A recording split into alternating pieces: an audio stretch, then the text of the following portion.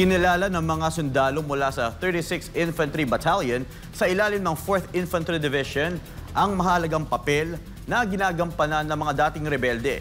Dahil kasi sa kanila, natutunton ng mga otoridad ang imbakan ng mga armas ng rebeldeng grupong NPA. Si Prince Tripoli magbabalita.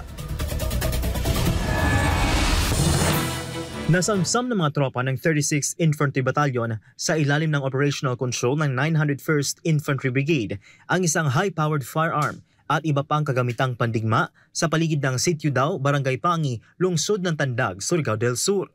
Ang pagkakadiskubre ng mga nabanggit na armas ay dahil sa sumbong ng isang sumukong miyembro ng New People's Army. Ang nasabing insidente ay maituturing na tagumpay ng mga otoridad kasunod ng mas pinaigting ng mga intelligence operations at impormasyon na ibinigay ni Ivy Angeles alias Marga na dati nang sumuko sa nasabing unit at kasalukuyang tumutulong sa pagtukoy ng mga tagong armas at pagbuwag sa mga natitirang estruktura ng suporta ng komunistang grupo. Ang taguan ng armas ay naglalaman ng isang M14 rifle, 6 na bakanting magazine, isang bandolier at 5 rifle grenade.